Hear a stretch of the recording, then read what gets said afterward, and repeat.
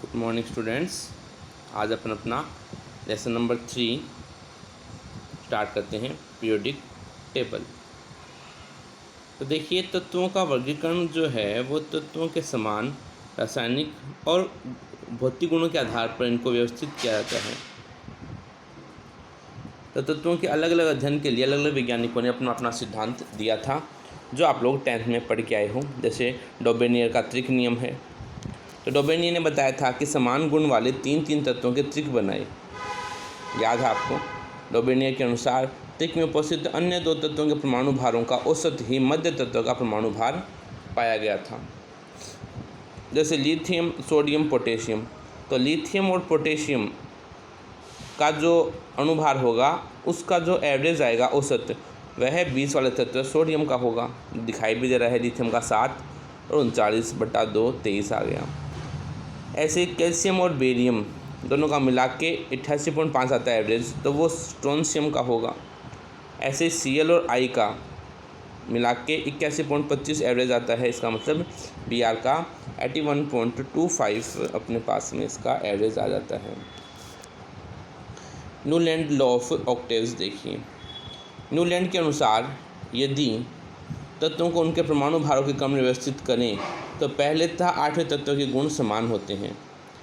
जैसे संगीत में पहला और 8वां स्वर समान होता है, वैसे ही न्यूलैंड के भी नियम के अनुसार पहले और 8वें तत्व के जो गुण होते हैं वो समान पाए जाते हैं। मेंडलीफ का आवर्त नियम। मेंडलीफ के अनुसार जो है वो तत्वों के भौतिक तथा रासायनिक गुण उनके परमाणु भारों के आवर्ती फलन होते हैं। मतलब जो कैरेक्टर्स फाइनल किए गए थे, जो पीरियोडिक टेबल को जचाया गया और परमाणु भारों के क्रम में जचाया गया, जो मेंडलीफ ने बताया था अपने अनुसार, जो बातें काफ़ी हद तक आगे जाके गलत हो गई थी। ठीक है, उसके बाद अपने पास आती है टेबल। ठीक है ना। देखो, ये टेबल एक बहुत ज़्यादा महत्वपूर्ण है टेबल। अगर आप ध्यान से देखोगे इसे, तो ये आपको पूरी की पूरी याद करनी है एज इट इज़। जो आपको अपनी इसमें अगर आपको धुंधला दिखाई दे रहा है तो आपकी बुक के अंदर टेबल आराम से मिल जाएगा। ठीक है ना।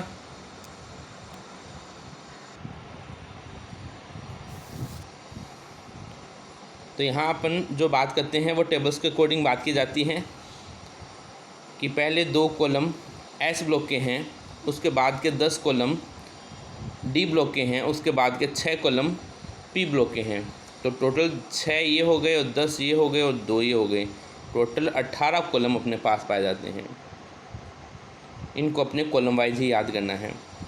तो एस ब्लॉक हो गया, ये डी ब्लॉक हो गया और ये पी ब्लॉक के एलिमेंट्स हो गए।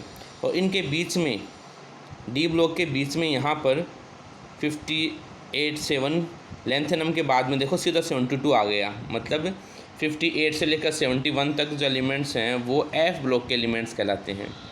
तो पहली सीरीज़ है 4F की, और 5F की जो दूसरी सीरीज़ है वो 89 एक्टिनियम के बाद 90 से लेकर 103 तक के एलिमेंट्स होते हैं ये।